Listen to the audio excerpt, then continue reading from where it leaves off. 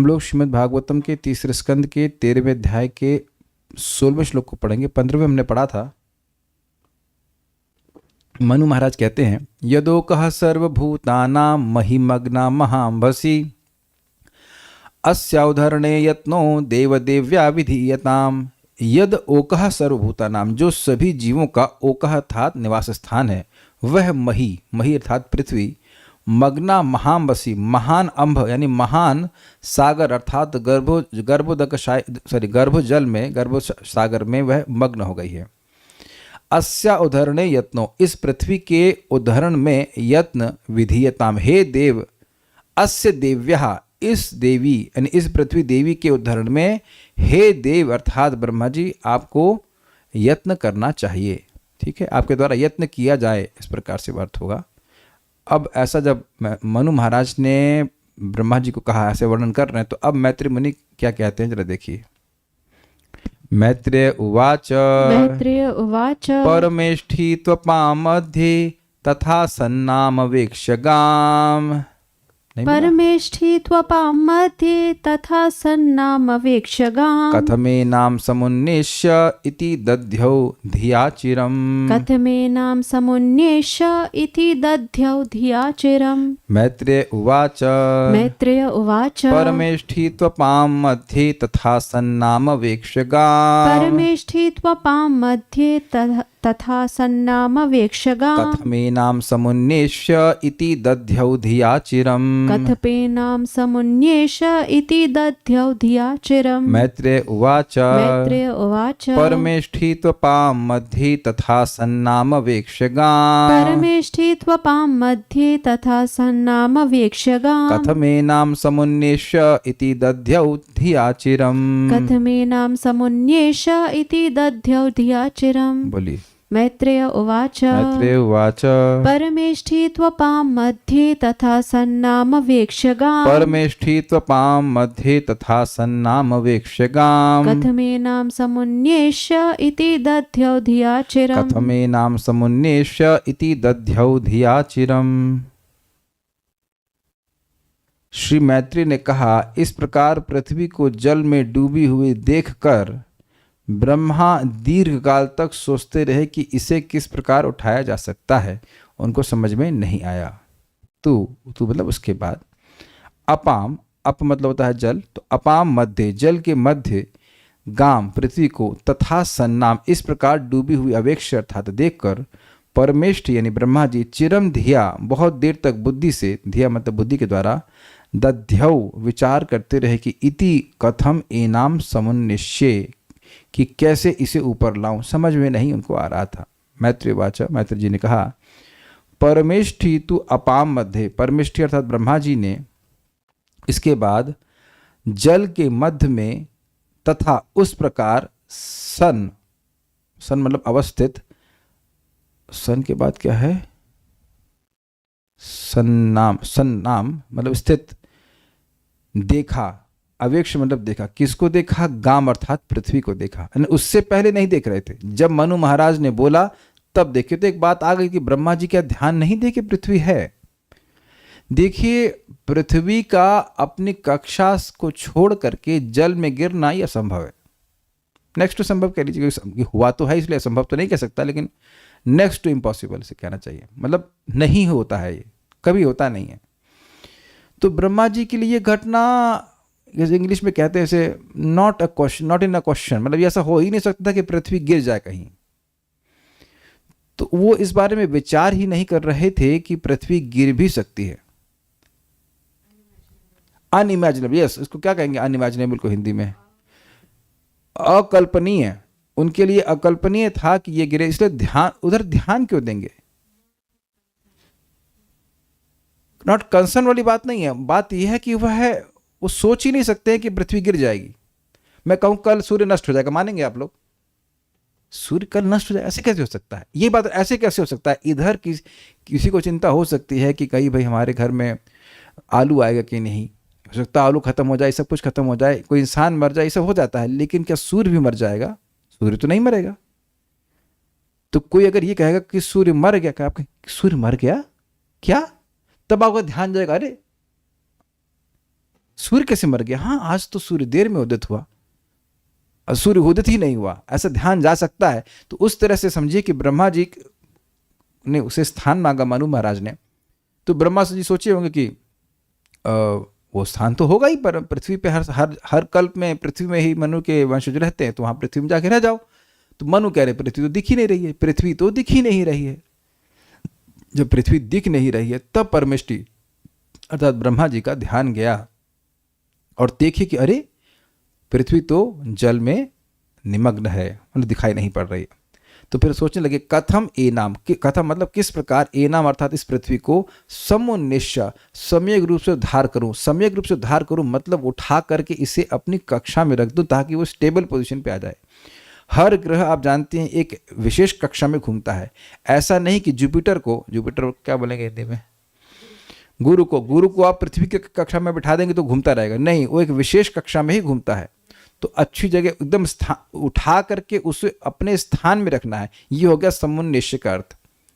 इति दध्यौ धियाचरम, तो धिया मतलब बुद्धि के द्वारा, चिरम अर्थात बहुत लंबे समय तक इस प्रकार वह विचार करते रहे, अर्थात कुछ कर नहीं पाए। उनको ब्रह्मा जी को समझ में नहीं आ रहा था कि क्या करना है। देखिए अब ये करे अद्भुत बात है, ब्रह्मा जी परमेष्टि शब्द से यहाँ पे संबोधित किए गए हैं, इतने समर्थ हैं, सर्वश्रेष्ठ जीव हैं, फिर भी उनके सेवा की शुरुआत में ही, है ना, सेवा की शुरुआत, सृष्टि की सेवा है उनकी, उसकी शुरुआत में ऐसी समस्या आ गई जिसको बहुत समय तक वह सुलझा नहीं पाए।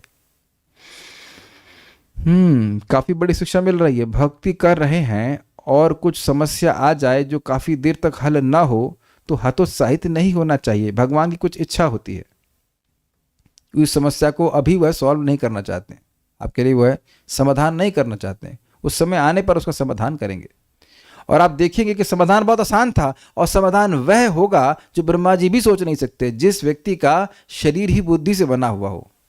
ब्रह्मा जी के संग ये नहीं कह सकते कि आपके पास बुद्धि है कि नहीं, वो बुद्धि से ही उनका शरीर बना है। उनकी बुद्धि ये कल्पना भी नहीं कर सकती कि भगवान किस प्रकार से उनकी समस्या का समाधान करेंगे। तो बहुत काल तक विचार करने के बाद भी ब्रह्मा जी को समझ में नहीं आया। लेकिन ब्रह्मा जी अपनी सेवा को छोड़े नहीं, अरे अब समझ में नहीं आ रहा, छोड़ो, जाओ चाय पियो या करके, ऐसा नहीं है।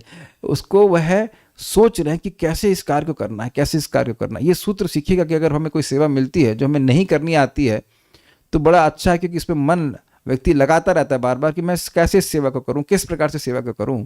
और इससे भगवान का स्मरण भी होता है कि मैं इस सेवा को अपने सामर्थ्य से नहीं कर सकता, मैं भगवान पर निर्भर हूं। श्रीधरी, पहले पान कर लिए जाने पर भी, बड़ा इंटरेस्टिंग टीका है, देखिए, पहले पान कर लिए जाने पर भी बिना अवसर के ही उत्पन्न इस जल समूह में डूबी हुई इस पृथ्वी को मैं कैसे ऊपर लाऊंगा, इस बात का ब्रह्मा जी ने देर तक चिंतन किया। ये बात बड़ी टेढ़ी है, ये क्या बोली बात। देखिए, इससे पहले हम सुन चुके हैं कि ब्रह्मा जी तपस्या कर रहे थे। कहां कर रहे थे? कमलासन पे बैठकर। और उनकी वो तपस्या में परिपक्व हुए तो एक घटना यह हुई कि प्रचंड हवा चलने लगी और जल बढ़ने लगा। तो उस प्रलयकालीन जल को वह पी गए और हवा को भी पी गए। ये सुन चुके हैं यहाँ पहले। तो अब उसके बाद दोबारा तो प्रलय का जल आना नहीं चाहिए। इस समय कोई प्रलय का काम है भी नहीं, इस समय सृष्टि का काम है। तो जल ऐसे कैसे आ गया जिसमें पृथ्वी डूब गई? कहां से वो जल आ गया जिसमें पृथ्वी डूब गई? ये उनको समझ में नहीं आ रहा था। ये सिद्ध समय पाद यहाँ पे कहते हैं। क्रम संदर्भ, पद्म पुराण में ब्रह्मा से जुड़ी कथा की तरह यह कथा श्वेत वराह कल्प की है। यह घटना स्वयंभू मनु के काल में घटित हुई। हिरणाक्ष वध के साथ वराह की जो कथा है वह चाक्षुष मनवंतर में होती है। कुछ लोगों को थोड़ा समझना पड़ेगा कि 14 मनु होते हैं और इसमें अभी 7वां मनु चल रहा है। तो जो चाक्षुष मनवंतर है वो चाक्षुष मनु है, वह छठे मनु है। तो स्वयंभू मनु ये पहले मनु है। तो 2 समय में वराह देव आते हैं, ऐसा यहाँ पे प्रतीत हो रहा है। और ये जो घटना है ये श्वेत वराह कल्प की है, जिसमें भगवान श्वेत वराह के रूप में आए। इसमें इस समय हिरणाक्ष ने पृथ्वी को गर्भ जल में नहीं डाला था, क्योंकि हिरणाक्ष पैदा ही नहीं हुआ था। हिरणाक्ष बहुत बाद में पैदा हुआ, चाक्षुष मनवंतर में पैदा हुआ है। तो उससे पहले जो और स्वयंभू मनु तभी उत्पन्न ही हुए हैं। तो इसलिए यह सोचना कि ये जो घटना हो रही है जिसमें कि स्वयंभू मनु को पृथ्वी नहीं मिल रही है, और तो वो घटना हिरण्याक्ष के द्वारा नहीं हुई है। अब किसी भी कारण से पृथ्वी जल में निमग्न हो गई, लेकिन वो उसके कारण हिरण्याक्ष नहीं है। तो कल कोई प्रश्न कर रहे थे, तो उम्मीद है कि आपका प्रश्न का उत्तर मिल गया होगा कि ये जो घटना है इसमें हिरण्याक्ष रूपी आतंकवादी का रोल नहीं है। हिरण्याक्ष ने पृथ्वी को पानी में नहीं डाला है, क्योंकि हिरण्याक्ष अभी पैदा ही नहीं हुआ है। स्पष्ट समझ में आ गया? तो दो घटनाओं को मिला करके यहाँ पे बोला जा रहा है।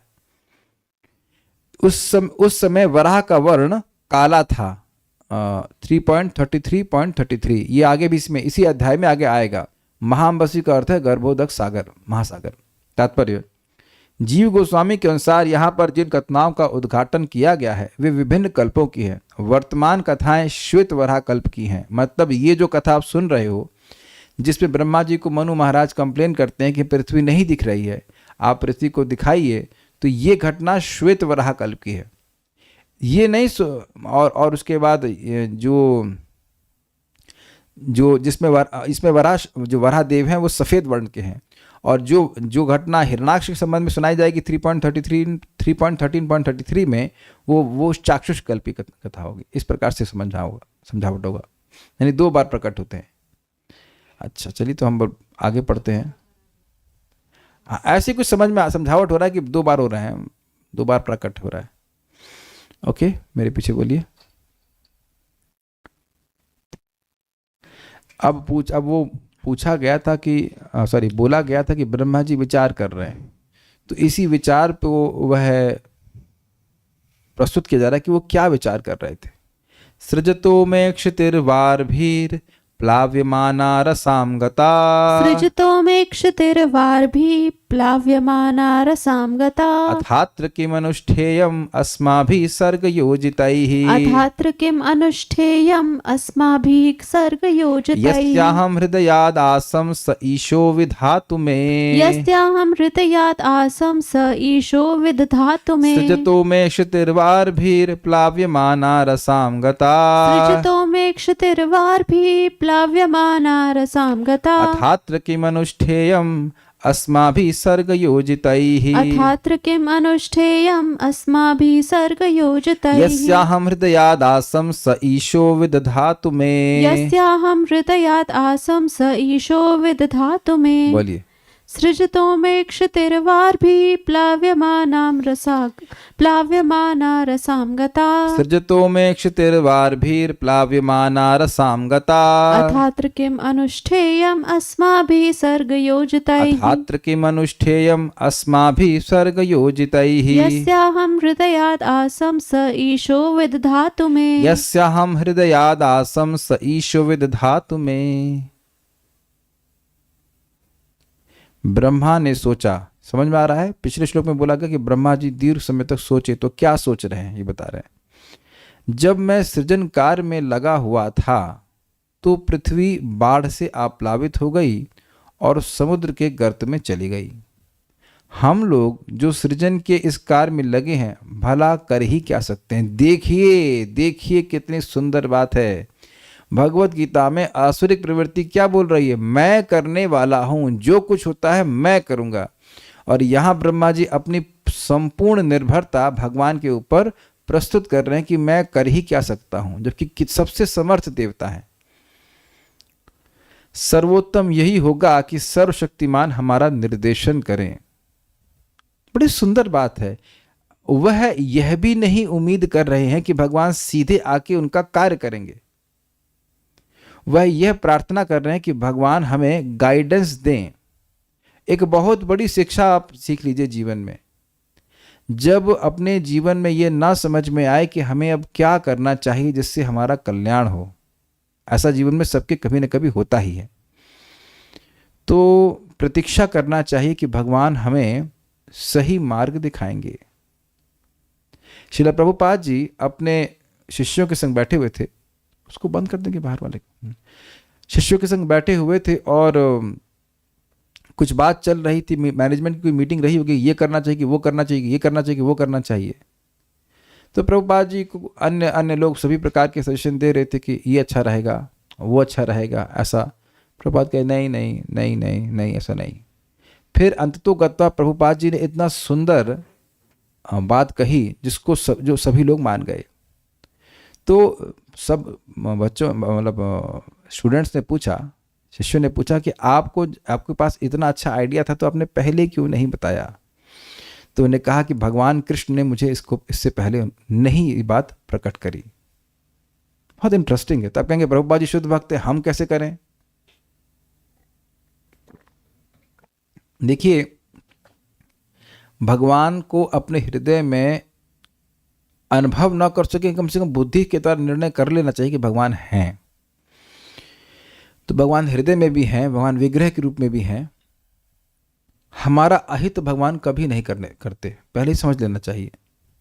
किसी का भी अहित नहीं करते हैं और भक्तों से विशेष प्रेम करते हैं। भक्ता नाम शम अभिप्सिता, भक्तों को सुखी देना चाहते हैं, आनंद देना चाहते हैं। वो किस प्रकार से आनंद देना चाहते हैं वो हम समझ नहीं पाते हैं।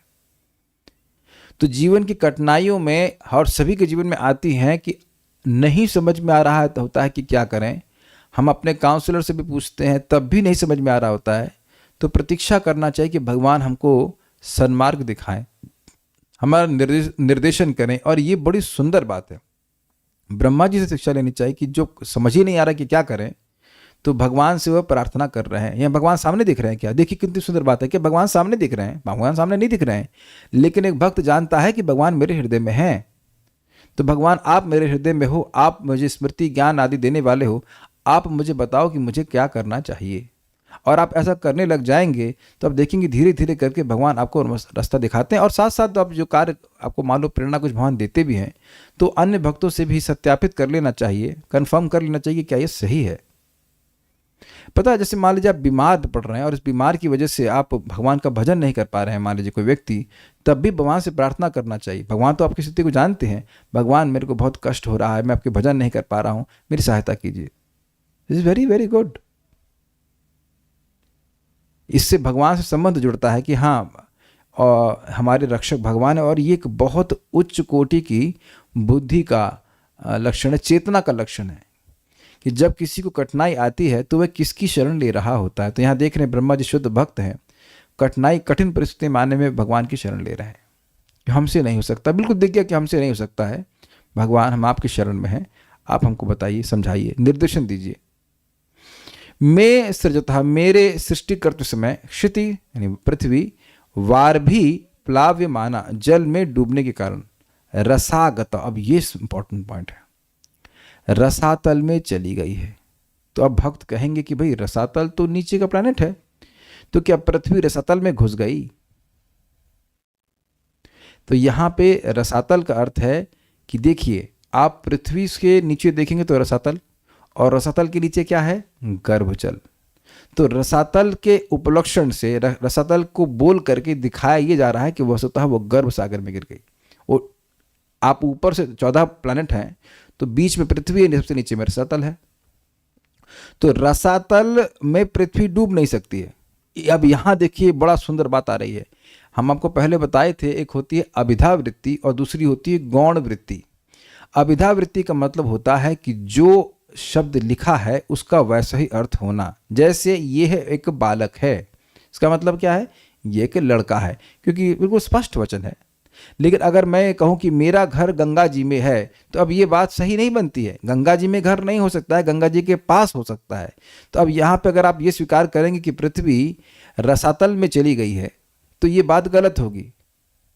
कोई ग्रह दूसरे ग्रह में डूबता नहीं है, इज इट नॉट? तो यहाँ ये बात कुछ संगत नहीं बन रही है, युक्त नहीं हो रहा है कि हम ये स्वीकार करें कि पृथ्वी रसातल में डूब गई है। नहीं, पृथ्वी रसातल में नहीं डूबी है। रसातल की दिशा में ही जो आगे गर्भ आगे या नीचे कह लीजिए, और नीचे जो गर्भजल है उसमें पृथ्वी डूब गई है। समझे बात आप? जैसे देखिए किसी की मृत्यु हो जाती है तो बंगाल में कहते हैं गंगा प्राप्ति हईला, उसे गंगा जी की प्राप्ति हो गई। इसका मतलब क्या है? गंगा जी उसकी जेब में आ गई। गंगा प्राप्ति हो गई मतलब उसका देह छूट गया, वो गंगा जी को उसका शरीर वहाँ पे मतलब जो भी उसकी अस्थि विसर्जन वहाँ पे कर दिया गया। बेसिकली पॉइंट है गंगा प्राप्ति हईला मतलब शरीर छूट जाना।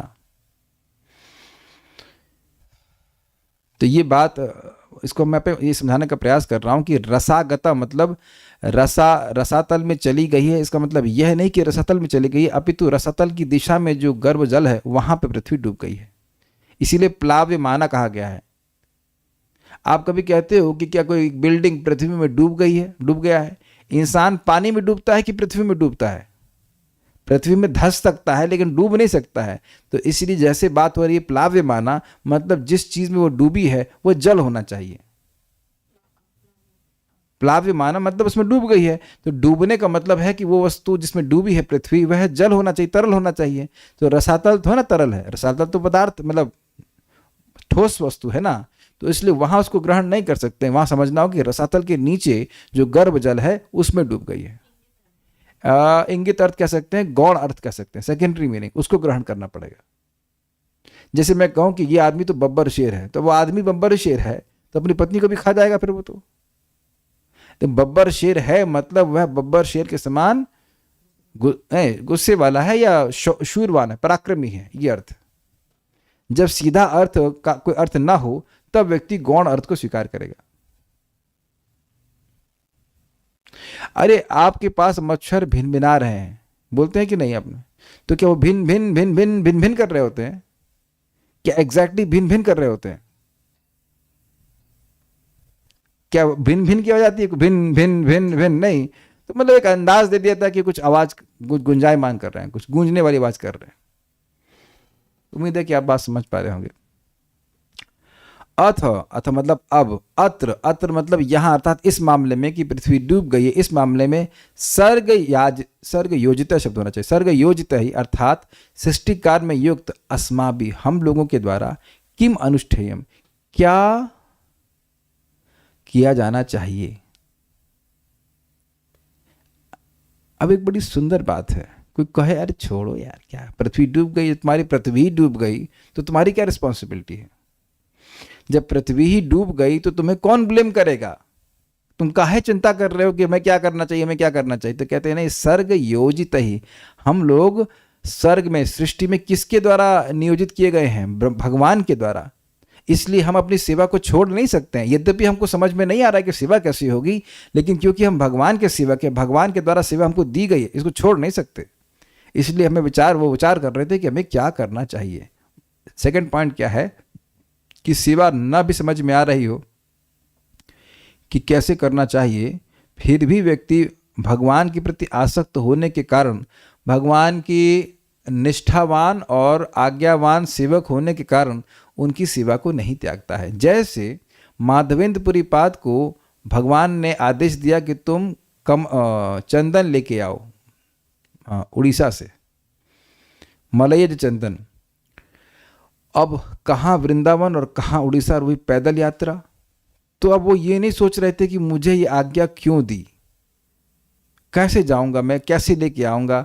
नहीं, बड़ी प्रसन्नता से, बड़े हर्ष के संग कि भगवान ने मुझे इस योग्य समझा, भगवान मुझ पर विश्वास करते हैं, मुझे सेवा ले रहे हैं, बड़े उत्साह से वो तुरंत, मतलब कुछ लोगों को भगवान गोपाल की सेवा, गोपाल नाम था, गोपाल की सेवा में लगाकर वो चल पड़े कि हम लेके आए। कैसे करेंगे, क्या करेंगे, कुछ उनको आइडिया नहीं था।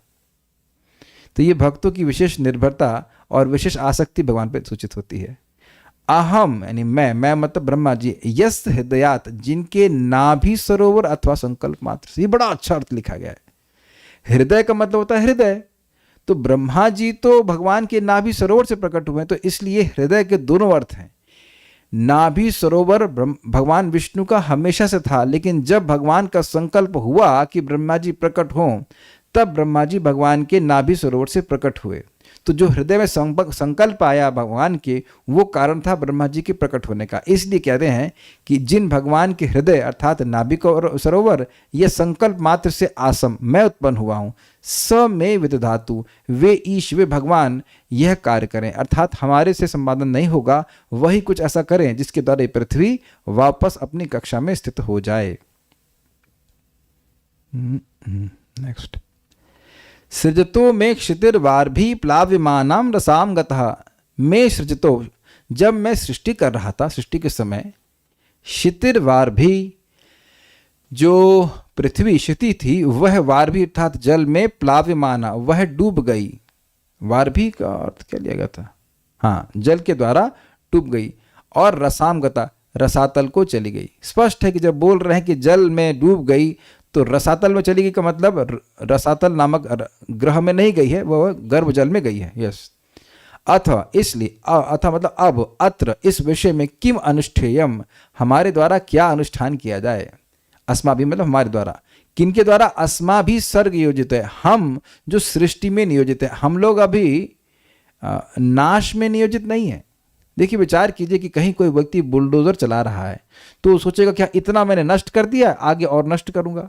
तो वह अगर कोई उसके बिहाव पर मान लो कोई बुलडोजर चला रहा है और कोई बिल्डिंग के भाग को हथौड़े से तोड़ दे तो उसकी सहायता हो रही है कि नहीं हो रही है। मेरी बात समझे आप। एक व्यक्ति को सेवा मिली है कि आप इस बुलडोजर से या जेसीबी से बिल्डिंग को तोड़िए, तो कोई व्यक्ति सहायता करके उसकी किसी बिल्डिंग के भाग को तोड़ देता है तो वह विनाश कार्य में सहायता कर रहा है। लेकिन अगर कोई व्यक्ति सृष्टि कार्य में लगा, जैसे मिस्त्री, अब मिस्त्री कोई कार्य कर रहा है, इतने में जितना मकान बना है उसके एक भाग को कोई तोड़ दे तो वह उसके लिए उसकी सेवा में, उसके कार्य में बाधा पहुंचेगा। तो कहने कि हम लोग सर्ग में नियोजित हुए, हम लोग सृष्टि में नियोजित हुए हैं, हम लोग विनाश में नियोजित नहीं हुए। तो इस समय हमारे द्वारा क्या किया जाना, ये तो विनाश की अवस्था है कि पृथ्वी प्रलयकालीन जल में घुस गई अंदर। आप मेरी बात समझ पा रहे हैं यहाँ पे। ये श्लोक बड़ा इंटरेस्टिंग है। हम लोग अभी सृष्टि में नियोजित हुए हैं, हम लोग विनाश में नियोजित नहीं हुए। तो ये तो बहुत बड़ी समस्या आ गई है। तो हम लोग जो सृष्टि में नियोजित हुए, हमें क्या करना चाहिए। जैसे मान लीजिए कि कोई मकान बन रहा है और उसकी क्या कहते हैं, लेंटर बोलते हैं। अगर वो लेंटर ढह जाए तो जो लोग मिस्त्री हैं वो बड़े चिंतित हो जाएंगे कि भाई हम लोग को तो सृष्टि करने का कार्य दिया गया था, ये बीच में गिर कैसे गया। या फिर आप देखते हैं कहीं कहीं दिल्ली में भी होता है, हुआ है, होता तो नहीं होगा, हुआ है, ये जो मेट्रो के लिए पुल वो बनाते हैं, पुल ही तो कहते हैं, पुल नहीं, रूट बनाते हैं, उसके ऊपर पिलर उसके ऊपर खड़ा कर देते हैं। तो कहीं कहीं सुना गया है कि वो गिर पड़ा। तो अब जो लोग उसकी सृष्टि कर रहे हैं उनके लिए बड़ी चिंता हो जाएगी ना, कि जो लोग सृष्टि कर रहे हैं उनके लिए चिंता हो जाएगी कि नहीं। मैं अंडरलाइन कर रहा हूं इस बात को। आप और मैं नहीं बना रहे हैं, तो जो लोग उस कार्य को, मेट्रो की लाइन को बिछा रहे हैं, उनके लिए बड़ा मुश्किल कार्य हो जाएगा ना, क्योंकि उनकी सेवा के बिल्कुल विपरीत कार्य हुआ है। अच्छा, अगर ना समझ में आए तो खाना बनाने आप चाल लीजिए, ठीक है। तो खाना बनाना चालू किया, इतने में कोई बर्तन मांजना शुरू करे तो कहेंगे अरे अरे अरे अभी तो चावल चढ़ाया, उसको बर्तन मांजने वाला काम कहां से है, उसमें पानी काहे डाल रहे हो। यानी कि आपकी सेवा के विपरीत कुछ कार्य होगा तो आप चिंतित होंगे। जो खाना नहीं बना रहा उससे कोई मतलब नहीं है, ठीक है कि नहीं। ये बात समझ में आई। सर्ग योजित मतलब भगवान के द्वारा वह सृष्टि में नियोजित है, सर्ग का कार्य कर रहे हैं। ये विनाश कार्य कैसे हो गया, अभी विनाश कार्य कैसे आ गया। तो हम लोग जो इस सर्ग में नियोजित हैं, हम लोगों के द्वारा क्या किया जाना चाहिए, अर्थात क्या किया जाना चाहिए कि पृथ्वी वापस पालन के, सृष्टि के योग्य हो जाए, क्योंकि वहां पे सृष्टि करनी थी। फिर कहते हैं यस्या अहम हृदयात आसम, जिनके हृदय से मैं अर्थात ब्रह्मा जी प्रकट हुआ हूँ। हृदय से मतलब संकल्प से या उनके नाभि सरोवर से प्रकट हुआ हूँ। स ईशो विदधातु में, वही ईश्वर में विदधातु, मेरे इस कार्य को संपन्न करें। तो क्यों करें भाई, पहली बात है कि मैं उनके हृदय से उत्पन्न हुआ हूँ, अर्थात उनके संकल्प से उत्पन्न हुआ, उनका विशेष स्नेह मेरे प्रति है। तो मेरी बाधा उनकी ही बाधा है, मैं उनके शरणागत हूं तो वह निश्चित रूप से मेरी समस्या का समाधान करेंगे। क्लियर है सब बातें। और दूसरी बात, आप ऐसा क्यों मानते हो कि वह कर लेंगे। अगर मेरा किसी से प्रेम है, उसकी बिल्डिंग गिर जाएगी तो मैं क्या कर पाऊंगा। आपने देखा होगा कि बहुत बार आपका किसी व्यक्ति विशेष से प्रेम होता है और उसका कुछ अनिष्ट होता है तो आप कुछ नहीं कर पाते, अरे करके रह जाते हैं। जाओ भैया अस्पताल में, क्या कहते हैं उसको, एम्बुलेंस में भर करके अस्पताल भेज दो। हम क्या कर सकते हैं, इज इट नॉट, दिखाई गया होगा। तो हम लोग ऐसे ईश अर्थात समर्थ नहीं हैं।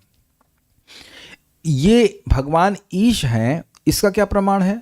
तो प्रमाण ब्रह्मा जी स्वयं ही कह रहे हैं, यस्याहम हृदयाद आसम, जिनके हृदय से या नाभि सरोवर से या जिनके संकल्प मात्र से मैं एक महान तपस्वी, सर्वश्रेष्ठ ब्रह्मा के रूप में प्रकट हुआ। वह इतने समर्थ हैं कि संकल्प मात्र से ब्रह्मा जैसे जीव को सृष्टि कर देते हैं, तो वह कुछ भी कर सकते हैं। जब वो मेरी सृष्टि संकल्प मात्र से कर सकते हैं, नाभि सरोवर मात्र से कर सकते हैं, तो वह कुछ भी कर सकते हैं। ये ईश शब्द से सूचित हो रहा है, इसलिए वह मेरी इस कार्य को संपादित करें।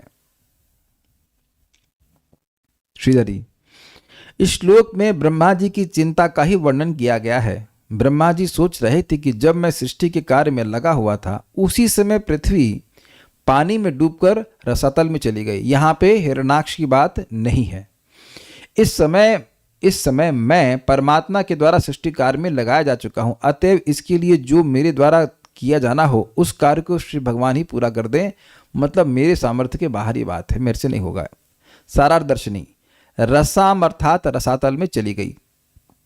यहाँ रसातल का तात्पर्य गर्भोदक से है, क्योंकि यह कहना कि पृथ्वी रसातल में स्थित थी विरोधाभास उत्पन्न करेगा, क्योंकि अन्यत्र यह भी कहा गया है कि पृथ्वी जल में डूबी हुई थी। आपने सुना था ना अभी, वार भी प्लाव्य माना, अब समझ में आ गया। जब कहा गया कि जल में डूबी हुई थी, तो अब यह क्यों कहा, यह कहना कि वह रसातल में डूब गई थी, ये बात विरोध उत्पन्न करेगी। एक बात बोलो, या तो ये बोलो कि भाई रसातल में डूब गई थी, या ये बोलो कि जल में डूब गई थी। तो जल में डूब गई थी, यही बात समीचीन लगती है। वो ग्रह में नहीं डूब सकती पृथ्वी। विदधातु अर्थात पृथ्वी के उद्धार के विषय में हमारा जो कर्तव्य है वह परमेश्वर ही पूर्ण करें, हम इसको नहीं कर सकते हैं। यहां पूर्व उल्लेखित अनुष्ठेयम के साथ विदधातु का संबंध है। समझिए इसका क्या मतलब हुआ। यहां लिखा हुआ है अथ अत्र किम अनुष्ठेयम, इसलिए अब इस विषय में कि पृथ्वी डूब गई है हमें क्या करना चाहिए, यह है ना। तो हमें जो करना चाहिए स ईशो विदधातु में, मुझे जो करना चाहिए वह भगवान संपन्न करें। ये इसलिए अनुष्ठेयम का संबंध विदधातु से है। कुछ समझ में आ रहा है? नहीं समझ में आया? ब्रह्मा जी विचार कर रहे हैं कि मुझे क्या करना चाहिए। मुझे वो सोच रहे हैं कि मुझे क्या करना चाहिए। तो अब ये तो समझ में नहीं आ रहा कि क्या करना चाहिए। वो सोच रहे हैं कि मुझे क्या करना चाहिए, फिर कह रहे कि मुझे जो करना चाहिए, मुझे नहीं पता कि मुझे क्या करना चाहिए, लेकिन जो मुझे करना चाहिए वह भगवान करें। तो इसलिए अनुष्ठेयम का संबंध विदधातु से है। अच्छा भाइयों, ये लग रहा था कि इतनी सारी बातें श्लोक में होंगी, तो इसलिए स्वाभाविक सी बात है कि बहुत ध्यान पूर्वक पढ़ना होता है। हाँ, बहुत अच्छा। आप अपनी समझावट को माइक पे बताइए। शायद ये रिपीटेशन की ये समझ पा रहे हैं। अनुष्ठेयम का संबंध विदधातु से क्या है, बोलिए। मुझे नहीं पता मुझे क्या करना चाहिए, पर भगवान को पता है मुझे क्या करना चाहिए, इसलिए भगवान को मेरा कार्य करना चाहिए। समझ आया? सबको समझ में आया बात? हमको नहीं पता क्या करना चाहिए, भगवान को पता है कि क्या करना चाहिए, इसलिए जो मुझे करना चाहिए वो भगवान को करना चाहिए। भाई मैं तो तब करूंगा जो मुझे पता चले, मुझे पता ही नहीं है, और भगवान तो कर ही सकते हैं क्योंकि उनको पता है, उनका सामर्थ्य भी है। ये बात है। कितना स्टाइल से सब कुछ बोला गया है, सब कुछ अच्छा बोला गया है।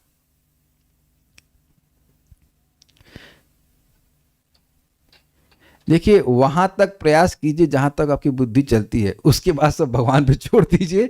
वो आपके और मेरे बस का नहीं है। समझ में? Change what you can and accept what you can't. जो चीज़ आपसे होनी ही नहीं है वो भगवान पे डाल दीजिए। भाई भगवान ही कर जो आपसे हो रही है वो भी भगवान की कृपा से ही हो रही है, लेकिन कुछ चीज़ें ऐसे आप देखेंगे कि आपसे होंगी ही नहीं, कंट्रोल में है ही नहीं, तो भगवान पे छोड़ दीजिए, भगवान अपनी इच्छा से कर देंगे। एक बात ध्यान रखना, एक बार अगर आपने हल्ला करना शुरू कर दिया कि भगवान ऐसा क्यों कर रहे हैं, तो नास्तिक ही बन जाएंगे। मतलब मैं थोड़ा हैवी बोल रहा हूँ, नास्तिक तो शायद ना बने, लेकिन एक अविश्वास भगवान पे बन जाएगा, ऐसा क्यों कर रहा है, क्योंकि भगवान की बुद्धि हम नहीं समझ सकते, हम नहीं समझ सकते। हमारे कल्याण के लिए कर रहे हैं, अगर ये समझ में आ जाए तो बहुत अच्छा है। और ऐसा भी नहीं कि भगवान हमेशा दुख में डालते हैं, लेकिन वो किस चीज़ में क्यों भक्त को डाल रहे हैं वह समझना मुश्किल है। एक बात बहुत अच्छी प्रभात कहते हैं, बहुत अच्छी बात कहते हैं, बहुत ज़्यादा अच्छी बात कहते हैं कि देखिए, भगवान आपसे आपकी स्थिति के अनुसार जो सेवा बनती है उसको करने से संतुष्ट हो जाते हैं। मैं रिपीट कर रहा हूँ, हम भगवान के आयोजन से जिस स्थिति में हैं, उस स्थिति में हमसे जो सेवा बनती है वो हम प्रेम पूर्वक, श्रद्धा पूर्वक, नम्रता पूर्वक करते हैं, तो भगवान उससे पूर्णतः संतुष्ट हो जाते हैं। मान लीजिए जब आपकी ब्राह्मण दीक्षा नहीं हुई है और आप भगवान की विग्रह की सेवा नहीं कर सकते, तो अब क्या मंदिर का मार्जिन भी नहीं कर सकते हैं? आप एक विचार कीजिए कि क्या आप किसी के घर में गए हैं आज तक जिसका घर बहुत साफ रहता हो? आपको ना वो पानी दिया है अभी और ना कुछ दिया है, केवल आप घर में प्रवेश किए हैं और आप ये देखें कि घर बहुत साफ रहता है। मैं एग्जांपल दे रहा हूँ, हम लखनऊ में जब रहते थे तो हमारे घर के सामने पंजाबियों का घर था और जनरली पंजाबी लोगों का घर बहुत साफ होता है। उनका जो सीमेंट का फर्श था वो ऐसे चमकता था जैसे टाइल्स का। उस समय टाइल्स को सोच भी सकता नहीं था कि ज़मीन पे लगाएगा, लेकिन एकदम चमकता था। और मैं बार बार माँ को कहता इनका घर कितना साफ रहता है, कितना घर साफ रखते हैं, बिल्कुल साफ, गली बरांडा सब साफ रखते थे। तो मैं उससे रिलेट कर पा रहा हूँ कि एक सामान्य व्यक्ति को भी घर की साफ सफाई केवल देखने मात्र से अच्छी लगती है, इसमें किसी का विरोध तो नहीं होगा। तो अब कोई सोचे कि भगवान के मंदिर में मैं जब आरती करूंगा तभी उनको प्रसन्न करूंगा, लेकिन अब मंदिर साफ रखूंगा तो नहीं, तो ये उसकी मूर्खता है। अगर वह उसके पास भगवान ने सामर्थ्य दिया है कि साफ सफाई कर लेगा, कुछ लोग साफ सफाई में बहुत तेज होते हैं, बहुत साफ सफाई अच्छी रखते हैं, तो अब वह भी सेवा है और उससे भगवान उतना ही प्रसन्न होते हैं जितना कोई व्यक्ति भगवान की सेवा कर रहा है, विग्रह की सेवा कर रहा है। अर्थात अगर कोई शूद्र है, भगवान की व्यवस्था से शूद्र अवस्था में है, तो शूद्र के लिए जो सेवा योग्य है वो बने, वो जो करे तो उससे भगवान संतुष्ट होंगे। कोई क्षत्रिय है तो उससे उम्मीद भगवान करते हैं कि वह युद्ध करे, धर्म के अनुसार प्रजा का पालन करे, उससे भगवान संतुष्ट होंगे। तो कहने का मेरा आशय यही था कि हर व्यक्ति को भगवान ने अलग अलग अवस्था में रखा है और ये व्यक्ति विचार करे कि भगवान की व्यवस्था से मैं इस अवस्था में हूं, मैं कैसे भगवान की सही से सेवा कर सकूं। समझ में आ गया ना बात? अगर स्त्री है तो पुरुष तो नहीं बन जाएगी, और पुरुष है तो स्त्री नहीं बन जाएगा। तो पुरुष शरीर में है तो उस तरह से सेवा करिए, स्त्री शरीर में तो उस तरह से सेवा कीजिए, इसमें कोई ऊंच नीच नहीं है। I hope it is very clear. ठीक है, सर्वोत्तम यही होगा कि सर्वशक्तिमान हमारा निर्देशन करें। यहां तो तुमने पढ़ लेते ना कि आगे बढ़ गए थे। नहीं, मैं पीछे चला गया, सॉरी। कहां थे? नहीं, ठीक तो है, यहां पे आगे थे ना। ये अनुष्ठेय के साथ विधातों का संबंध है। बाल प्रबोधनी, मेरे द्वारा देव असुर आदि प्रजाओं की सृष्टि करते समय, मतलब इसकी व्याख्या कर रहे हैं कि जब मैं सृष्टि कर रहा था, तो उसकी व्याख्या कर रहे हैं कि जब मैं देव असुर आदि प्रजाओं की सृष्टि कर रहा था तो उस समय, क्योंकि ग्रहों की सृष्टि ब्रह्मा जी नहीं करते हैं, जल से डूबी हुई पृथ्वी रसातल में चली गई। तो रसातल का अर्थ है गर्भ सागर में चली गई है। अब इस समय हमें क्या करना चाहिए? अरे चुप रहो, ज्यादा टेंशन मत दो। तो कहते नहीं, और चुपचाप रहना संभव नहीं है, क्योंकि भगवान द्वारा सृष्टि निर्माण के कार्य में नियुक्त होने के कारण ऐसा करना उनकी आज्ञा का उल्लंघन होगा। सर्ग नियोजितई शब्द यहाँ पे है, देखा यहाँ पे सर्ग नियोजित, यानी कि वह खुद से सृष्टि में नियोजित नहीं हुए हैं। भगवान ने कहा है कि आप सृष्टि कीजिए, तो अगर कोई समस्या आ गई है तो हम हाथ पर हाथ धरकर नहीं बैठ सकते हैं, यद्यपि हमको नहीं समझ में आ रहा कि करना क्या है। समझ में आया आपको बात? बड़ी अमेजिंग बात है। समझ नहीं आ रहा कि क्या करना है, लेकिन भगवान ने सेवा दी है तो उसको हम अब नजरअंदाज भी नहीं कर सकते कि नहीं समझ में आ रहा, छोड़ दो उस प्रोजेक्ट को। नहीं, भगवान का प्रोजेक्ट कभी असफल नहीं होता है। वो सोच लिए होते हैं कि वो प्रोजेक्ट होगा कैसे, वो कठिनाइयों का निर्माण भी वही करते हैं, बस ताकि भगवान के भक्त उनको पुकारें। तो इसलिए अगर हम चुपचाप बैठ गए और हम कुछ नहीं करते हैं तो भगवान की आज्ञा का उल्लंघन होगा। सेवक के रूप में मेरी यह महान भूल होगी। इस भाव से यह कहा गया है सर्ग नियोजित, सृष्टि के कार्य में नियुक्त, अर्थात मुझे अपॉइंट किया गया है सृष्टि के रूप में, सृष्टिकर्ता के रूप में। जैसे एक इंजीनियर को अपॉइंट किया जाता है गवर्नमेंट के द्वारा कि तुम इतने समय में इतने भूखंड पे ये प्लॉट, इतने प्लॉटों पर सरकारी मकान बना दो, ये अस्पताल बना दो। तो अगर वो उसमें कुछ कठिनाई आ रही है तो ऐसा नहीं कि वो इंजीनियर को ये अधिकार है कि वह सृष्टि का कार्य ही रोक दे। अब आप देखो, फॉर एग्जाम्पल, मैंने एग्जाम्पल आपको दिया था कि मेट्रो का एक पुल गिर गया, तो क्या मेट्रो का पुल एक बार गिर जाने से मेट्रो का बंधन का जो बनाए जा रहे हैं इसके ब्रिज हैं, उनका कार्य होना ही बंद हो गया? नहीं, क्योंकि वो कार्य इंजीनियर की इच्छा से नहीं हो रहा है, वो कार्य सरकार की इच्छा से हो रहा है। तो इंजीनियर उसमें नियोजित किए गए हैं, वो मना नहीं कर सकते। दे कांट डिनाई कि कष्ट आ रहा है, कठिनाई आ रही है, तो हम इस कार्य को रोक दें।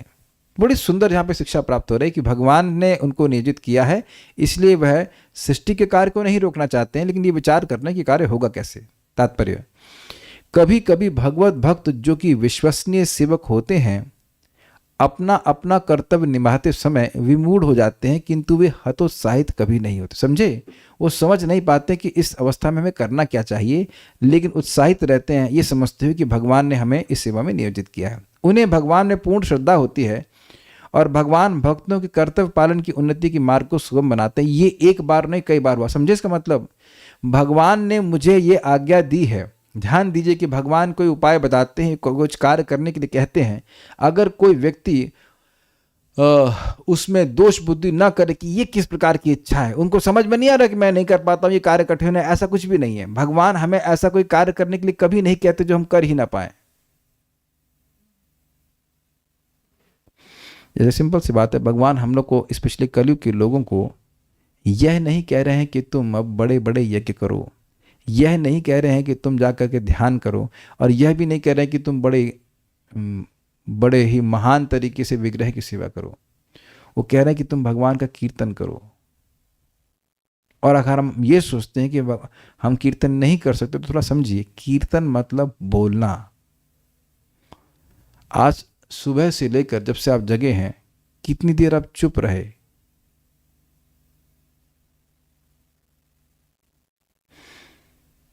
हो सकता है कि आप कुछ पढ़ रहे हो तो चुप रहे हो, इज इट नॉट? लेकिन मन तो निरंतर बोलता रहता है। तो यानी भगवान ऐसा कार्य करने के लिए तो हमें नहीं कह रहे हैं जो हम रोज ना कर रहे हो। Have you ever thought like this? एक भक्त कह रहे हैं जब क्लास में हो तब ये ठीक है, तो मैं यहां बोल रहा हूं, इज इट नॉट? या तो कुछ बेसिकली श्रवण कीर्तन मतलब श्रवण कीर्तन। तो नम्र भाव में व्यक्ति भगवान का श्रवण कीर्तन करे, तो ये तो सुबह से शाम तक आप कर रहे हैं। कभी विचार किया आपने इस बात पे? क्यों वेदवाद नहीं? आपने विचार किया सुबह से लेकर अब तक आप कितनी देर चुप रही? मतलब मैं बोल रहा हूं तो आप सुन रही हैं, कीर्तन और श्रवण जोड़ दीजिए तो कितनी देर आप चुप रही, है ना? और व्यक्ति मन क्या सोचता है, हम भगवान के बारे में निरंतर कैसे बोल सकते हैं? ऐसा लग रहा है कि बोलने का सामर्थ्य खत्म हो जाता है। बोलने का सामर्थ्य तो हम सभी के संग है, मैं भी बोल रहा हूँ, आप भी बोल रहे हैं, हम भी मार्केट में जा रहे हैं, यहाँ जा रहे हैं, वहाँ जा रहे हैं। तो भगवान कह रहे हैं कि तुम भगवान हरि का कीर्तन करो, उससे तुम्हें अनंत लाभ प्राप्त होगा। तो कार्य तो वही कर रहे हैं हम, कार्य तो वही बोला जा रहा है जो हम कर रहे हैं, जो हम पहले से करना जानते हैं। लोग क्या कहते हैं, कॉल सेंटर में काम करते हैं, वहाँ कितने घंटे काम करना होता है, कितने घंटे बोलना होता है, नॉन स्टॉप 8 आवर्स। तो लोग कर रहे हैं ना इस प्रकार से, है कि नहीं? तो भगवान ऐसा कार्य नहीं कहते हैं करने के लिए जो हम कर ही ना पाए, लेकिन जो उसमें कभी भी कठिनाई आती भी है, अगर कोई व्यक्ति भगवान के बताए हुए मार्ग पर चलता है तो भगवान उस कठिनाई को स्वयं दूर करते हैं, जैसे कि आप आगे देखने वाले हैं। अब जब ऐसा सोच ही रहे थे तब क्या होता है, अब घटना बड़ी जबरदस्त है। अब जो ब्रह्मा जी के संग हो रहा है वो ब्रह्मा जी की बुद्धि के भी बाहर है। इति अभिध्यायतो नासा विवरा सहसा नघ, इत्यभिध्यायतो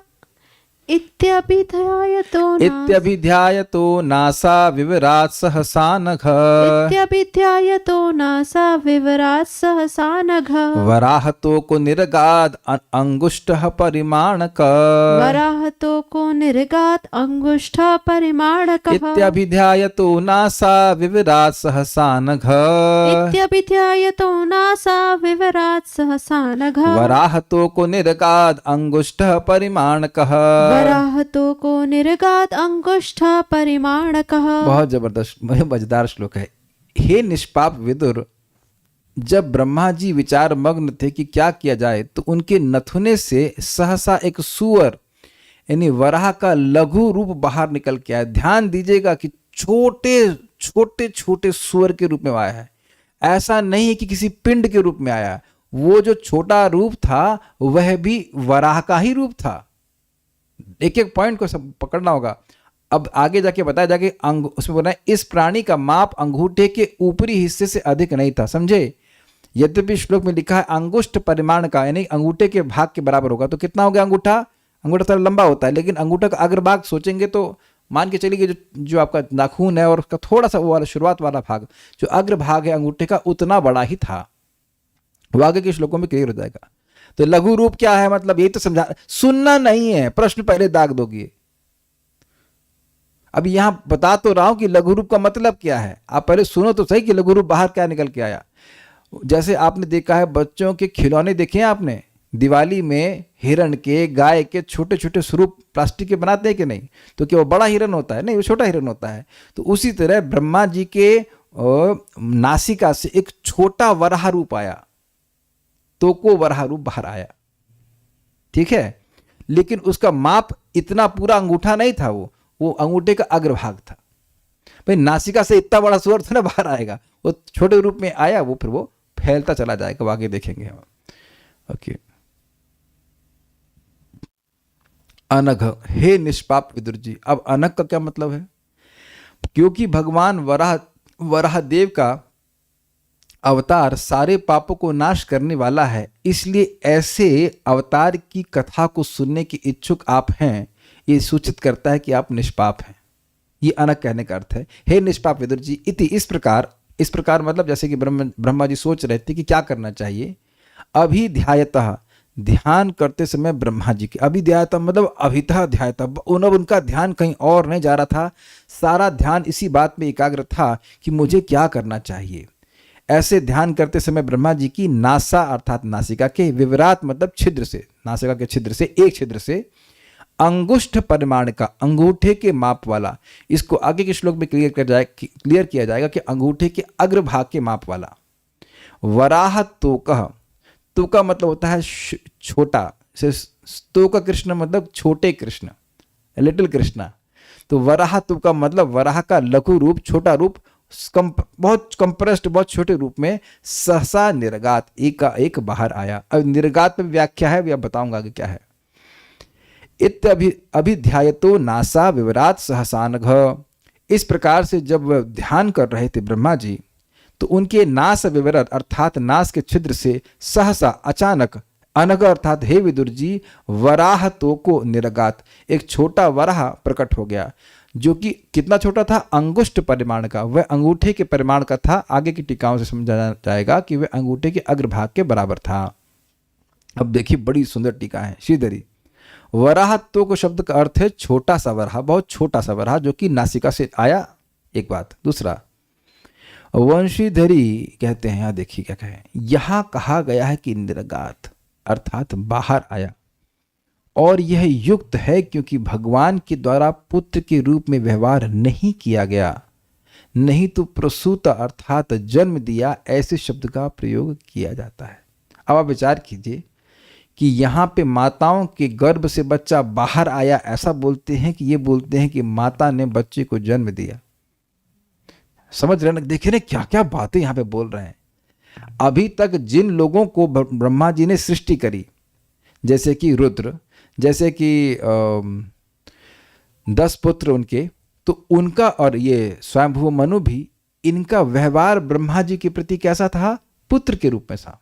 लेकिन यहाँ पे जो वराहदेव प्रकट हुए हैं, वह पुत्र की तरह व्यवहार नहीं कर रहे हैं, वो भगवान की तरह व्यवहार कर रहे हैं। पहले तो लीला के लिए वे वराह की तरह व्यवहार कर रहे हैं, और वो अद्भुत लीला कर रहे हैं, छोटे से और तुरंत फैल के बड़े हो जाएंगे। तो ये सब कार्य एक पुत्र का नहीं होता है। इसलिए ये धारणा नहीं करनी चाहिए कि वराहदेव ब्रह्मा जी के पुत्र हैं। इसलिए कहा जा रहा है कि एक वराह, छोटा वराह उनसे निर्गात अर्थात बाहर आया। ये नहीं कहा जा रहा है कि ब्रह्मा जी ने वराहदेव को जन्म दिया। समझे कि एक शब्द कितना देखिए विचार किया गया है। हम लोग कभी जीवन में भी विचार नहीं कर सकते। एक व्यक्ति कुछ इन प्रवचनों को मतलब अप्रिशिएट कर रहे थे कि बहुत अच्छे हैं। हमने कहा देखिए, अच्छा मैं कुछ नहीं बोल रहा हूँ, जो विचार आचार्यों ने किया है वहाँ हम लोग कभी जिंदगी में भी प्रवेश नहीं कर सकते। आप बताइए, कभी श्लोक को देख करके निर्गात शब्द पे ऐसा सोच सकते थे आप? कोई हाथ खड़ा करे कोई सोच सकता था? कोई सोच ही नहीं सकता। दिस इज अमेजिंग ना। और बिल्कुल युक्त बात है, ऐसे नहीं कि अंट संट बात हो रही है, बिल्कुल युक्त है। यहाँ पे डॉक्टर भी हैं, आप जानते होंगे कहीं पे वो प्रसूति गृह लिखा होता है, बाहर आने वाला यहाँ बच्चे बाहर आते हैं, ऐसा नहीं है। बच्चों का जन्म होता है ना, प्रसूति गृह बोलते हैं ना, जहाँ बच्चों का जन्म होता है। ऐसा तो नहीं बोलते कि यहाँ बच्चे माताओं से बाहर आते हैं। क्रिया तो वही है, बाहर ही आ रहा है, लेकिन उस तरह से नहीं बोला जाता है क्योंकि वह पुत्रवत व्यवहार करते हैं। अब ऐसा नहीं कि वराहदेव आए, वराहदेव को ब्रह्मा जी ने वो क्या कहते हैं निप्पल वाली बोतल दे आके आप दूध पीजिए, ऐसा कुछ भी नहीं है। वो यद्यपि ब्रह्मा जी के शरीर से के द्वारा आ रहे हैं, लेकिन वह उनके बेटे नहीं। इसलिए बहुत पहले किसी ने प्रश्न किया कि ब्रह्मा जी का शरीर भौतिक है तो ये दिव्य पुरुष कैसे प्रकट हो सकते हैं? तो दिव्य पुरुष तो आपके हृदय में भी रह रहे हैं, वो तो कहीं से भी प्रकट हो सकते हैं। यही तो उनकी दिव्यता है। दिव्यता मतलब जो प्रकृति के गुणों पर आश्रित नहीं है, वो किसी पे आश्रित नहीं है, बस लीला के लिए वह ब्रह्मा जी के द्वारा प्रकट होना है, द्वारा प्रकट हो रहे हैं, ब्रह्मा जी के बेटे नहीं है। उम्मीद है कि इस बात को आप अप्रिशिएट कर पा रहे होंगे। वराह चरित का संपूर्ण पाप निवारणात्मक होने के कारण उसे सुनने की इच्छा को धारण करने वाले विदुर जी को अनक अर्थात हे निष्पाप ऐसे संबोधित किया गया है। समझे बात? देखिए, ये जो भागवत सुनने की इच्छा है ये पापियों के हृदय में नहीं आ सकती है। कथा चल रही, चलो हम भी सुने, तो ऐसे चलो हम भी सुने, ये सभी के हृदय में नहीं जनित होगा। तो क्योंकि वराह चरित जो है वो अत्यंत पवित्र है, वह सभी के पाप को नाश करने वाला है। इसको आप सुन मात्र नहीं रहे हैं, अत्यंत आग्रह पूर्वक सुन रहे हैं, तो ये सूचित करता है कि आपका जो हृदय है वो पूरी तरह से निष्पाप है। इसलिए विदुर जी को अनक कह रहे हैं। समझ में आ गया? ये तो ईजी था। पद रत्नावली बड़ा मजेदार है। अब कोई व्यक्ति प्रश्न करे ब्रह्मा जी ऐसा कैसे कर दे रहे हैं, नाक से चीख मारे और भगवान प्रकट है, ऐसा कैसे होता है? हम लोग तो इतना चीखते हैं, कुछ नहीं आया। एक भक्त को हम जानते हैं, उनको 250 चीखें आई, हमारे घर में आए थे, चीखते जा रहे हैं, उससे तो कोई कॉकरोच भी प्रकट नहीं, कुछ भी प्रकट नहीं हुआ। तो हम कितना भी छींक ले कुछ नहीं होता, और ब्रह्मा जी छींक दिए और भगवान कैसे प्रकट हो गए? तो उस पर मान लो कोई ऐसी शंका करे तो उस पर कहते हैं सत्य संकल्प भगवान हरि की भक्ति के गुण के कारण ब्रह्मा जी भी सत्य संकल्प है। इस अर्थ को ध्वनित करते हुए भगवान हरि के प्रादुर्भाव के प्रकार को इस श्लोक में से कहा गया है। समझे बात? किस प्रकार भगवान हरि वराह के रूप में प्रकट हुए ये कहा गया है, और उससे ध्वनित हो रहा है। ध्वनित का मतलब कहा नहीं गया है, लेकिन एक ध्वनि आ रही है, एक अर्थ का बोध हो रहा है कि जैसे भगवान सत्य संकल्प हैं, तो उनकी प्रतिशुद्ध भक्ति करने के कारण ब्रह्मा जी भी सत्य संकल्प हो गए। उनका संकल्प क्या था? संकल्प ये था कि जो कार्य हमें करना चाहिए वो कार्य हमें तो समझ में आ नहीं रहा है, भगवान करें। संकल्प था कि नहीं? अभी पिछले श्लोक में देखा तो उनकी इच्छा को ब्रह्मा जी की इच्छा को भगवान पूरा किए। तब कहेंगे ऐसा क्यों करते हैं? भगवान का स्वभाव है। सत्यम विधातुम निज भृत्य भाषितम, ऐसा करके श्लोक आगे आएगा कि अपने भृत्य अपने सेवक की इच्छा को, अपने सेवक के वचन को सिद्ध करने के लिए भगवान ना मृगम न मानुषम, अर्थात नर जो कि ना तो पूरी तरह से शेर था और ना मनुष्य था, ऐसे नरहरि रूप में प्रकट हुए। तो अपने भक्तों के वचनों को सिद्ध करने के लिए भगवान करते ही है। नर कुबेर और मणिग्रीव का भगवान उद्धार क्यों किए? नारद जी ने कहा था कि 36,000 साल बाद भगवान आएंगे और तुम्हारा उद्धार करेंगे। तो ये भगवान का गुण ही है कि अपने सत्य संकल्पता के गुण को अपने भक्तों को दे देते हैं। भक्तों का जो संकल्प होता है वो भगवत इच्छा से पूर्ण हो जाता है। तो ये बात भी यहाँ पे ध्वनित हो रही है। नासिका के छिद्र से सहसा प्रकट होने के गुण के कारण ऐसा कहा गया है कि वराह तो का अर्थात वह वराह अत्यंत छोटा था। ये समझ में आया? देखिए, एक बड़ा मजेदार बात है। नासिका का छिद्र किसी का बहुत बड़ा तो होता नहीं है, ठीक है? अब वो कुछ छींक दिए या उससे बहुत सूक्ष्म रूप में आए, छोटे रूप में आए, तो जब छोटा रूप होगा तभी तीव्रता से बाहर आएगा ना। तो उसको समझे आप? इसमें लिखा हुआ है कि सहसा। आप विचार कीजिए, सहसा का अर्थ कुछ लग रहा है कि छींक एकदम से प्रकट हुए। तो एकदम से प्रकट हुए मतलब ब्रह्मा जी भी समझ नहीं पाए। अगर मान लीजिए बहुत बड़ा कोई पदार्थ के रूप में फंसा रहता स्वर में, ब्रह्मा जी कहते हैं कहाँ फंस गया, दबाओ, ऐसे करके वह निकल रहा होता, तो उसको सहसा नहीं कहेंगे। अरे जैसे मान लीजिए किसी के शरीर से गॉल ब्लैडर निकाला जाता है, ठीक है, मेडिकल बात बोल रहा हूँ, तो किसी के शरीर से गॉल ब्लैडर निकाला जाता है, तो गॉल ब्लैडर क्या सहसा निकल आता है कि आपने छींका और गॉल ब्लैडर बाहर आ गया आपकी नाक से? ऐसा तो नहीं होता है। देखिए, अब हम बात बोल रहे हैं यहाँ पे, जब कभी जुकाम होता है तो अब आदमी छींकता है तो सहसा क्या प्रकट होता है हम बताना नहीं चाहते, सब जानते हैं। तो सहसा वो प्रकट हो जाता है क्योंकि वह सूक्ष्म रूप में है। लेकिन अब गॉल ब्लैडर और लीवर तो छींक के द्वारा बाहर नहीं आ जाता है ना। तो ये कह रहे हैं कि सहसा प्रकट हुआ, इसी जो सहसा प्रकट होने का गुण था वो इसी वजह से संभव हो पाया कि वो छोटा था, इसलिए कह रहे हैं वराहतों का। हम तो भाई चकित हो गए कि एक छोटे से श्लोक पे इतना विचार। दिस इज अमेजिंग ना, एक एक शब्द पे इतना विचार करें। How much they have tested, how much they have tested. भाई रुक जाना, 19 को पूरा करके जाएंगे अगर आप सुनना चाहते हैं तो। क्रम संदर्भ जीव गोस्वामी जी के द्वारा। ये सामान्य जन्म देने का तरीका नहीं था, क्योंकि इस प्रकार से कोई जन्म छींक छींक के नहीं देता है। देता है कोई, हमारा बेटा हमारी छींक से उत्पन्न हुआ ऐसे तो कोई नहीं कहता है, क्योंकि यह सामान्य जन्म की स्थिति नहीं है। क्योंकि इस समय ब्रह्मा जी यह नहीं सोच रहे कि मैं एक बेटे को जन्म दूं जो पृथ्वी का उद्धार करे, ऐसा नहीं सोच रहे ना। रुद्र का जन्म हुआ तो वो बवाल करने लगे उनके बच्चे, तो वो कहा रुक जाओ तुम तपस्या करो। उसके बाद 10 पुत्रों का वह संकल्प लेकर के सृष्टि किए कि ये लोग आगे सृष्टि को आगे बढ़ाएंगे, है ना। लेकिन अब यहां तो वैसा संकल्प नहीं ले रहे हैं कि मेरा एक पुत्र हो जो कि इतना समर्थ हो कि जो पृथ्वी को वापस उद्धार कर दे। तो यानी कि आप देख रहे हैं कि जगत में कोई व्यक्ति संतान उत्पन्न करता है तो संकल्प लेके करता है, एटलीस्ट गर्भदान संस्कार के द्वारा की बात कर रहा हूं तो यहाँ ब्रह्मा जी का कोई आइडिया था नहीं था, कोई संकल्प तो था नहीं कि मेरा बच्चा उत्पन्न हो। तो ये जन्म की स्थिति नहीं है। समझ पा रहे हैं इस बात को, स्वीकार है। ब्रह्मा जी इसमें कॉन्शियस नहीं थे कि मैं सृष्टि कर रहा हूं कुछ। उनकी तो सृष्टि कार्य में बाधा पड़ रही थी, तो वो सोच भी नहीं सकते थे कि भगवान इस प्रकार से प्रकट होंगे। ठीक है, कभी कभी लोग कहते हैं कि इतनी सारे पाप हो रहे हैं, भगवान क्यों नहीं प्रकट हो रहे हैं। तो भगवान आपसे पूछ के प्रकट होंगे। यहां ब्रह्मा जी से पूछ के प्रकट हुए। ब्रह्मा जी देखो मैं आ जाऊं क्या आपके नाक के द्वारा, इज इट नॉट।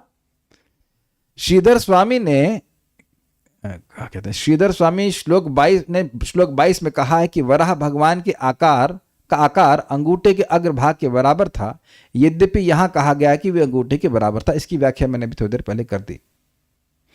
अब क्या हुआ, एक और चीज देख लेते हैं, उसके बाद हम रुकेंगे। तस्याभिपश्यतः खस्तः, यानी ये प्रकट तो हो गया नासिका से। अब देखिए क्या ब्रह्मा जी, देखिए तस्याभिपश्यतः खस्तः क्षणेन किल भारत। तस्याभिपश्यतः खस्तः क्षणेन किल भारत। गजमात्रः प्रवृद्धे तद अद्भुतम गजमात्रः प्रवृत्ते तद अद्भुतम अभून्महत्। गजमात्रः प्रवृद्धे तद अद्भुतम अभून्महत्। तस्याभिपश्यतः खस्तः क्षणेन किल भारत। तस्याभिपश्यतः खस्तः क्षणेन किल भारत। गजमात्रः प्रवृद्धे तद अद्भुतम अभून्महत्। गजमात्रः प्रवृद्धे तद अद्भुतम अभून्महत्। ओके, हे भरतवंशी। कौन भरतवंशी? विदुर जी, मैत्री मुनि बोल रहे हैं। तब ब्रह्मा के देखते ही देखते वह वराह विशाल काय हाथी जैसा अद्भुत विराट स्वरूप धारण करके आकाश में स्थित हो गया। तो छोटे रूप से लेकर के वह तुरंत ही गज स्वरूप में हो गए। ये भगवान की अद्भुतता है। अणो अणियाम महतो महियान, वह छोटे से भी छोटे हैं और बड़े से भी बड़े हो जाते हैं। भारत मतलब हे विदुर जी। तत्, वह मतलब जो बहुत छोटे रूप में प्रकट हुआ था, वह वरातोक छोटा वराह महत अद्भुतम अभूत, बड़ा आश्चर्य हुआ कि केवल मतलब कि तस्य उन ब्रह्मा जी के अभिपश्यता, देखते ही देखते किस अर्थ में है? Present continuous. ऐसा नहीं कि कई कल्प बीत गए, तुरंत इन नो टाइम, बिल्कुल देखते ही देखते, देख ही रहे थे इतने में खस था आकाश में स्थित वह वराह शिशु। ख मतलब आकाश, स्थ मतलब स्थित। क्षणेन क्षण भर में गजमात्र प्रवृद्धे, हाथी के बराबर बड़ा हो गया। दिस इज अमेजिंग कि नाक से कोई प्रकट हुआ और ऐसा एक्सपेंशन। तस्य अभिपश्यतः, उन ब्रह्मा जी के देखते ही देखते, खस्त आकाश में स्थित अर्थात ब्रह्मा जी के आकाश में स्थित। क्षणेन किल भारत, निश्चित ही एक क्षण में हे भारत अर्थात हे विदुर जी, गजमात्र प्रवृद्धे वह हाथी के बराबर, वह जो था वह हाथी के बराबर बढ़ गया। तद अद्भुतम अभून महत, ये अद्भुत कार्य हुआ। ये समझ नहीं आया, ब्रह्मा जी को भी आश्चर्यचकित हो, ब्रह्मा जी भी आश्चर्यचकित हुए कि यह क्या हुआ। अब इसके बाद जो ऋषिगण उसको देख करके कहेंगे, देखेंगे, उसको हम कल सुनेंगे। और तो कुछ नहीं प्रश्न है यहाँ पे, so stop here. Shrimad Bhagavatam की जय, श्रील प्रभुपाद की जय, निताय गौर प्रेमानंदे।